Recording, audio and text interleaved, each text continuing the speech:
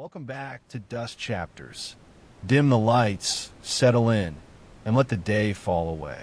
Tonight's story is Briar Rose, the old tale of the sleeping princess, told slowly and gently, the way it was always meant to be told, in the hush before sleep. Once a long time ago, in a kingdom soft with green hills and slow-moving rivers, there lived a king and a queen who wanted, more than anything else in the world, a child. They wanted one so quietly and for so long that the wanting itself had become a kind of evening prayer, murmured without words, every night as the candles burned low.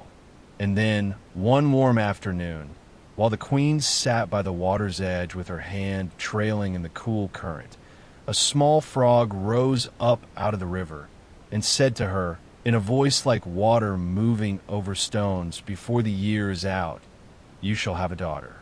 And so it happened, just as the frog had said. Before the year had turned all the way around, a daughter was born to the king and queen, and she was so lovely, so warm and bright-eyed, that the king could not contain his joy.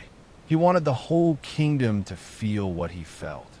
So he called for a christening feast, the grandest anyone could remember, and he sent out invitations not only to his family and his friends and the nobles of his land, but also to the wise women of the kingdom, those gentle old women who could bless a child with gifts that would last a lifetime.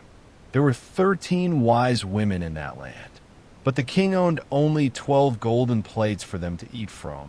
So, with a heavy heart and no other choice, he left the 13th wise woman off the guest list and told no one why. The feast, when it came, was warm and golden, full of soft candlelight and the smell of bread and wildflowers. One by one, the 12 wise women stepped forward to the cradle where the little princess lay sleeping, and each one gave her a gift, the kind that cannot be held in the hand, but that settle instead into the heart. One gave her virtue, one gave her beauty, one gave her wealth, and so it went, gift after gift, until the princess had been given nearly everything good that this world has to offer. So many blessings, in fact, that she wanted for nothing at all. But just as the 11th wise woman finished speaking her gift, the doors of the hall swung open, slow and heavy, and in came the 13th wise woman, the one who had been left out. She said nothing of feasts or plates or golden dishes. She only wished, she said, to see the child and to give her a gift of her own, because even an uninvited guest may still love a newborn child. And she looked down at the little princess, and in a voice that was not unkind, but only sorrowful, the way a distant bell sounds sorrowful on a still evening, she said that in her 15th year, the princess would prick her finger on a spindle and fall down and die. A hush fell over the hall, soft as snow settling on a windowsill. But then the 12th wise woman, who had not yet given her gift, stepped forward. She could not undo the 13th woman's words entirely, for what is spoken by a wise woman cannot simply be unspoken, but she could soften it, and so she did. The princess, she said, would not die. She would only fall asleep, a deep and gentle sleep for 100 years. The king, who loved his daughter the way the earth loves the rain, wanted to protect her from even this softened fate. So he sent out a quiet decree across the whole kingdom that every spindle, every one, should be burned, and that from that day on, no wheel should turn to spin flax within his lands. And for many years, this seemed to be enough.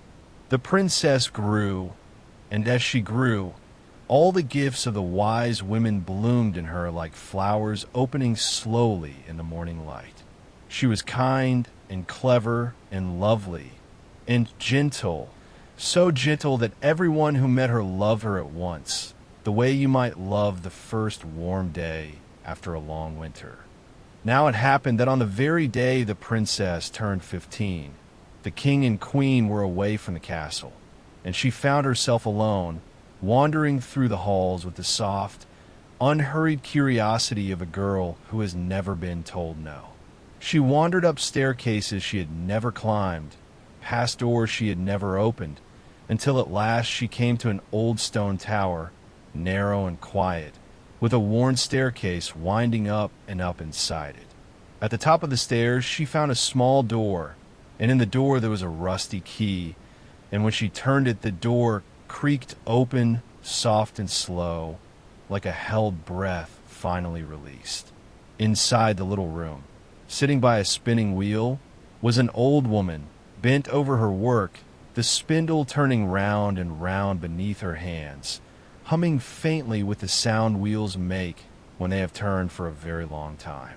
The princess had never seen a spinning wheel before, for they had all been burned, all except this one, forgotten in this quiet tower, and she was so taken with it, with the way the wheel spun and the thread drew long and fine, that she asked the old woman if she might try it herself. And no sooner had she touched the spindle than her finger brushed its point, so lightly, so softly, hardly more than the touch of a moth's wing. And in that same moment, the old prophecy came true. She grew tired then, so wonderfully tired, the way you feel now, here, with the lights low and the evening settling around you. And she lay down upon a bed that stood nearby and closed her eyes and fell into a deep and dreamless sleep. And the sleep did not stay with her alone. It moved outward through the castle like the tide, moving in, slow and certain and warm. The king and queen, just returning home, felt their eyes grow heavy and sat down together on their thrones and slept. The whole court slept where they stood or sat, the lords and ladies in the middle of their bows, the guards leaning on the walls, still and peaceful. In the kitchen, the cook, who had just that moment raised his hand as if to scold the kitchen boy, simply lowered his hand and slept standing there. And the kitchen boy slept too, and even the fire in the great hearth grew calm and low, flickering gently, as if it too were only resting, not going out. In the yard, the horses slept in their stalls, the dogs curled and slept by the gate, the doves settled their wings and tucked their heads and slept upon the roof, and the wind itself seemed to grow quiet, so that not even a leaf stirred in the trees. The whole castle, and everyone in it, drifted down into the same soft, unbroken sleep, all together, all at once, as gently as a held breath let out slowly into the dark. Outside the castle walls, as the years passed, a hedge of briar roses began to grow. It grew a little more every year, thicker and taller, curling gently around the towers and over the gates, until at last it had wrapped the whole castle in green and thorn, and here and there, small pale flowers that opened in the summer light. From a distance, travelers could still see the tips of the towers rising above the leaves, and stories began to spread, soft, half-remembered stories, about a beautiful princess sleeping somewhere inside, and how she had slept, and how she would go on sleeping. Over the years, a few young princes, hearing these stories, tried to part the hedge and find their way in, for who could resist a tale so tender? But the briars were thick and grown so close together that they seemed almost to hold hands with one another, and the princes who tried before the right time found the branches gathering gently around them, holding them fast among the leaves, so that they could go no further, and there they stayed, resting quietly among the flowers, as if the hedge itself had simply asked them to wait a while longer. And so the years went on turning, one after another, slow and soft as pages of a book turning in a warm room, until nearly 100 years had passed. And then, one clear afternoon, another prince came riding through that land, and he too heard the old story from an old man in a nearby village, who told him of the castle behind the briar hedge, and of the princess called Briar Rose who lay sleeping there, and of the king and queen and the whole sleeping court, and even The old man said of a story his grandfather used to tell of princes who had tried before and rested now among the thorns. But the old man said, too, that the 100 years were nearly done, that this was the time the princess was meant to wake, and that the prince who came now might find his way through after all. The young prince, his heart moved by the story the way a lake is moved by a gentle wind, decided he would go and see for himself. And when he came to the hedge, a wonderful thing happened for the briars, which had stood so thick and so close for so many years, opened themselves before him, softly, as though they had simply been waiting for this one particular moment, and let him pass through untouched, the flowers turning gently toward him as he walked, and closing again quietly behind him, like water closing behind a boat. Inside the walls, he found the whole courtyard asleep exactly as it had been left, the horses resting in their stalls, the dogs curled by the gate, the doves upon the roof with their heads beneath their wings. Inside the castle, the flies slept on the walls, the fire in the kitchen hearth still glowed low and gentle without ever going out, and the cook still stood with his hand half raised toward the kitchen boy, both of them lost in their long, peaceful dream. The prince walked on, through halls where lords and ladies slept sitting or standing, through the great chamber where the king and queen slept upon their thrones, and everywhere it was so quiet, so wonderfully quiet, that he could hear his own breath and his own soft footsteps and nothing else at all.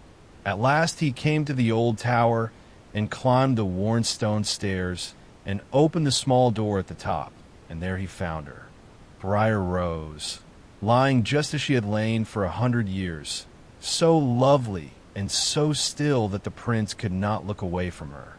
And he knelt down beside her and, moved by something too gentle and too old to have a name, he leaned down and kissed her softly, the way one might kiss a sleeping child good night. And at the touch of that kiss, Briar Rose opened her eyes, slowly, slowly, the way the sky opens at dawn, and looked up at him and smiled, as if she had known all along that he was coming. Together they went down through the castle, and everywhere they walked, the sleep lifted gently, in the same order it had fallen. The king and queen woke on their thrones, and looked at one another, as though no time at all had passed. The lords and ladies finished their bows. The cook finished scolding the kitchen boy, who yelped, just as he had been about to 100 years before. The fire leapt up bright and warm in the hearth. The horses stirred in their stalls. The dogs woke and stretched by the gate, and the doves lifted their heads from beneath their wings and looked out at the morning light, as if it were the most ordinary morning in the world. Outside, the wind moved softly through the leaves once more, and the whole castle breathed, slowly, gently awake. And soon after, the prince and Briar Rose were married, with great joy and gentleness, and they lived on together, the story tells us, happy and at peace for the whole rest of their days. And that is where we leave them tonight, in that quiet golden light, after waking safe and warm and home. You can let your own eyes fall closed now, just like the castle once did, softly and all at once, and drift down into your own 100 years of rest. Thank you for spending this evening with Dusk Chapters. Sleep well, rest deeply, and I'll see you back here for the next chapter whenever you're ready to dream again. Good night.